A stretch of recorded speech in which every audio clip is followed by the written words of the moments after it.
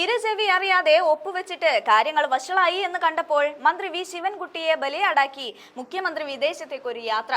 പ്രതിപക്ഷത്തെ മാത്രമല്ല സ്വന്തം മുന്നണിയിലുള്ളവരെ പോലും പറഞ്ഞൊതുക്കാനോ അനുനയിപ്പിക്കാനോ പറ്റുന്നില്ല. അതിനു പിന്നിലെ ഒറ്റ കാരണം മന്ത്രിസഭാ യോഗത്തിന് മുൻപേ ഒപ്പുവെച്ച് ഇക്കാര്യം രഹസ്യമായി കൊണ്ടു നടന്ന് അവസാനം എല്ലാം പുറത്തെറിഞ്ഞപ്പോൾ നിൽക്കക്കള്ളിയില്ലാതെ ആയിരിക്കുകയാണ്. രാഷ്ട്രീയത്തിൽ കുതുകാൽ വേട്ട സ്വാഭാവികമാണെങ്കിലും സ്വന്തം മുന്നണിയോട് ചെയ്ത ഈ ചതി വേണ്ടായിരുന്നു. ഒപ്പുവെച്ചിട്ടാണ് മുഖ്യമന്ത്രി മിണ്ടാതിരുന്നത്. നാട്ടിൻ പുറത്തു പോലും ഇങ്ങനെ പറ്റിക്കില്ല എന്നാണ് പ്രതിപക്ഷ നേതാവ് വി.ഡി. സതീശൻ പറയുന്നത്. കൊടും ചതി എന്നല്ലാതെ ഇതിന് മറ്റൊരു പേര് വിളിക്കാനാകുമോ?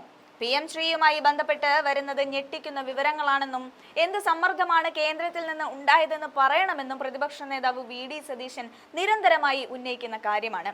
CPI പോലും അറിയാതെ ഇത് ചെയ്തിട്ടുണ്ടെങ്കിൽ ബിനോയ് വിശ്വം പറഞ്ഞതുപോലെ സംതിങ് ഈസ് റോങ് തന്നെയാണ്. കേരളത്തിലെ മുഴുവൻ ഇരുട്ടിൽ നിർത്തുന്നുവെന്നും സതീശൻ രൂക്ഷ ഭാഷയിൽ കുറ്റപ്പെടുത്തി. സാമ്പത്തിക പ്രതിസന്ധിയില്ലെന്ന് ധനമന്ത്രി പറയുന്നുണ്ട്. വിദ്യാഭ്യാസ മന്ത്രിക്ക് മാത്രമായി എന്ത് പ്രതിസന്ധിയാണ് ഉള്ളതെന്നും പ്രതിപക്ഷ നേതാവ് ചോദിച്ചു. മുഖ്യമന്ത്രിക്ക് മേൽ സമ്മർദ്ദം ചെലുത്തുന്നത് സംഘപരിവാറാണെന്നും പ്രതിപക്ഷ നേതാവ് ആരോപിക്കുകയാണ്. 10-ാം തീയതി നടന്ന കൂടിക്കാഴ്ചയിൽ എന്തോ നടന്നിട്ടുണ്ട്. 16-ന് ഒപ്പുവെച്ചിട്ടാണ് മന്ത്രിസഭാ അംഗങ്ങളടക്കം കബളിപ്പിക്കുന്നതെന്നും സതീശൻ കുറ്റപ്പെടുത്തി. ഫെബ്രുവരിയിൽ കേന്ദ്രത്തിൽ പോയി മാർച്ചിൽ ഒപ്പിടണമെന്ന് വാക്ക് നൽകി അത് ആരെയും അറിയിക്കാതിരുന്നത് BJP CPM ബന്ധം തന്നെയാണ്.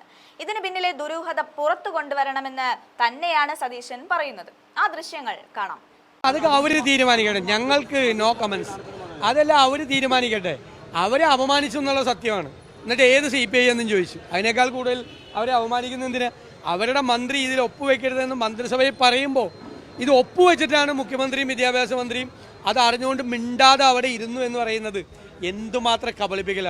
നാട്ടുമ്പുറത്ത് പോലും ചെയ്യില്ലല്ലോ ഇതുപോലത്തെ പറ്റിക്കൽ. അതൊന്നും അല്ലല്ലോ വിഷയം. ആരും അറിയാതെ ആരോടും പറയാതെ എഗ്രിമെൻ്റ് വെച്ചു. പാർട്ടിയുടെ കേന്ദ്ര നേതൃത്വം CPMൻ്റെ അറിഞ്ഞിട്ടില്ല, സംസ്ഥാന നേതൃത്വം അറിഞ്ഞിട്ടില്ല, ഘടകകക്ഷികൾ ആരും അറിഞ്ഞിട്ടില്ല, ഇടതുമുന്നണിയിൽ ചർച്ച ചെയ്തിട്ടില്ല, മന്ത്രിസഭയിൽ ചർച്ച ചെയ്തിട്ടില്ല. മന്ത്രിസഭയിൽ കബളിപ്പിക്കുകയും ചെയ്തു. 16-ാം തീയതി ഒപ്പുവെച്ച് മന്ത്രിസഭയിൽ വന്നിരുന്ന് മറ്റു മന്ത്രിമാരെതിരെ എതിർത്തപ്പോൾ ഒപ്പുവെച്ച കാര്യം പോലും മറച്ചു വെച്ചു.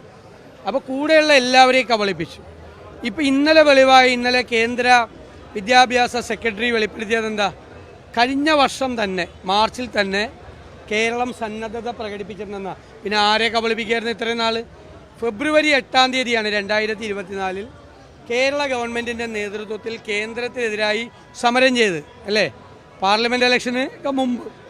എന്നിട്ട് പറഞ്ഞു ധനകാര്യം, വിദ്യാഭ്യാസം, കൃഷി തുടങ്ങിയ കാര്യങ്ങളിൽ കേന്ദ്ര നിയമങ്ങൾ ഉണ്ടാകുന്നു, അവഗണനയാണ് സംസ്ഥാനത്തോട്.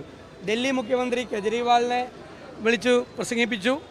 പഞ്ചാബ് മുഖ്യമന്ത്രി പറഞ്ഞു, ഫാറൂഖ് അബ്ദുള്ള വന്നു, മറ്റ് നേതാക്കളൊക്കെ വന്നു. അവിടെ അവരെ എല്ലാം കബളിപ്പിച്ചുകൊണ്ട് ഫെബ്രുവരി 8-ാം തീയതി ഡൽഹിയിൽ സമരം നടത്തിയിട്ട് മാർച്ചിൽ പോയി കേന്ദ്രത്തിനോട് ഇതിൽ ഒപ്പുവയ്ക്കാമെന്ന് പറഞ്ഞു. അതാണ് ഇപ്പോഴത്തെ വെളിവായിരിക്കുന്നത്. അപ്പോൾ ഇതെന്താണ് കബളിപ്പിക്കുന്നത്?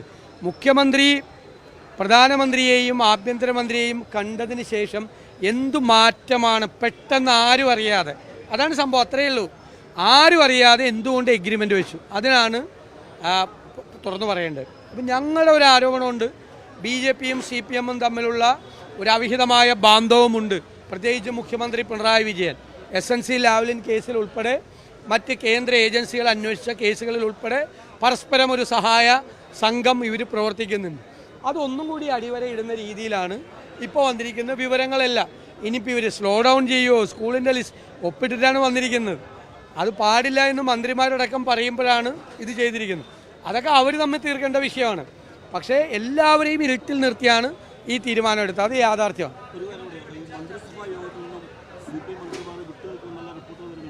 അല്ല, അതൊക്കെ അവർ തീരുമാനിക്കട്ടെ. ഞങ്ങൾക്ക് നോ കമന്റ്സ്. അതെല്ലാം അവർ തീരുമാനിക്കട്ടെ. അവരെ അപമാനിച്ചു എന്നുള്ള സത്യമാണ്. എന്നിട്ട് ഏത് CPI എന്നും ചോദിച്ചു. അതിനേക്കാൾ കൂടുതൽ അവരെ അവമാനിക്കുന്ന എന്തിനാ? അവരുടെ മന്ത്രി ഇതിൽ ഒപ്പുവെക്കരുതെന്ന് മന്ത്രിസഭയിൽ പറയുമ്പോൾ ഇത് ഒപ്പുവെച്ചിട്ടാണ് മുഖ്യമന്ത്രിയും വിദ്യാഭ്യാസ മന്ത്രിയും അത് അറിഞ്ഞുകൊണ്ട് മിണ്ടാതെ അവിടെ ഇരുന്നു എന്ന് പറയുന്നത് എന്തുമാത്രം കബളിപ്പിക്കല. നാട്ടുമ്പുറത്ത് പോലും ചെയ്യില്ലല്ലോ ഇതുപോലത്തെ പറ്റിക്കൽ. അല്ല, അത് അവർ തമ്മിലുള്ള കാര്യം, നമുക്ക് അതിനെക്കുറിച്ച് കമൻറ്റ് പറയേണ്ട ആവശ്യമില്ല. പക്ഷെ ഞാനിവിടെ ഒരു മന്ത്രിസഭയിലെ മുഴുവൻ അംഗങ്ങളെ ഒന്ന് കബളിപ്പിച്ചില്ലേ? ഒപ്പുവെച്ചിട്ട് അവിടെ വന്നിരുന്നിട്ട് മിണ്ടാതിരുന്നു. അപ്പോൾ എന്താണ് ഇതിൻ്റെ പുറകിലുള്ള ദുരൂഹത? എന്താണ് ഇതിൻ്റെ പുറകിൽ? എന്ത് കോൺസ്പിറസിയാണ്, ഗൂഢാലോചനയാണ് നടന്നിട്ടുള്ളത് എന്നാണ് ഇതിൽ നിന്ന് വ്യക്തമാണ്.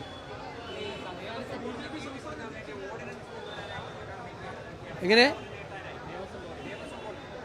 ഞാൻ ചോദിക്കട്ടെ, കോടതി വിധിയിൽ നിന്ന് തന്നെ ഇവരെ ചവിട്ടി പുറത്താക്കേണ്ട സമയം കഴിഞ്ഞു. ഇവർക്കെതിരായിട്ട് കേസെടുക്കേണ്ടി വരും. അവസാനം ആദ്യത്തെ ദേവസ്വം ബോർഡ് പ്രതിയായല്ലോ, ഈ ദേവസ്വം ബോർഡും പ്രതിയാവും. കാരണം ഇതെല്ലാം അറിഞ്ഞുകൊണ്ട് തിരുവാഭരണം കമ്മീഷണറുടെ റിപ്പോർട്ടും ഹൈക്കോടതി വിധിയും ദേവസ്വം മാനുവലും മറികടന്നുകൊണ്ട് വീണ്ടും ഈ സാധനം ഈ കാര്യങ്ങൾ വീണ്ടും സ്വർണം പൂശാൻ പുറത്തേക്ക് കൊണ്ടുപോകാൻ അനുവാദം കൊടുത്ത ആരാ? ക്ലിയറാണ്, കോടതി വിധി ക്ലിയറാണ്. അപ്പോൾ വീണ്ടും നിയമം ലംഘിച്ചു ഇവർ. അപ്പോൾ അതുകൊണ്ട് അവർക്കെതിരായിട്ട് കേസ് വരും. എന്നിട്ട് നീട്ടി കൊടുക്കാൻ പോയാൽ അതിൻ്റെ അർത്ഥം അതിനേക്കാൾ വലിയ നേതാക്കന്മാർ അതിൻ്റെ പുറകിലുണ്ട്, ഇതിൻ്റെ പങ്ക് പറ്റിയവരെന്നാണ് അതിൻ്റെ അർത്ഥം. അതാണ് അർത്ഥം. ബിജെപി അധ്യക്ഷന്റെ ക്രമക്കേടിനെ കുറിച്ച് എന്താണ് പറയുന്നത്? അത് വരട്ടെ. അത് അദ്ദേഹത്തിനെതിരായിട്ടൊരു ആരോപണം വന്നിരിക്കുന്നു. ആ ആരോപണത്തിന് അദ്ദേഹമാണ് മറുപടി പറയേണ്ടത്. അദ്ദേഹം മറുപടി പറയണം. അദ്ദേഹം വ്യവസായ കാര്യങ്ങൾക്ക് വേണ്ടി ഗവൺമെൻറ്റിൽ നിന്നും ചുരുങ്ങിയ വിലയ്ക്ക് സ്വീകരിച്ച ഭൂമി വ്യവസായം നടത്താതെ മറച്ചു വിറ്റു എന്നാണ് ആരോപണം വന്നിരിക്കുന്നത്. രാഷ്ട്രീയ നേതാക്കളാകുമ്പോൾ ആരോപണം വരും. അത് അദ്ദേഹം മറുപടി പറയട്ടെ.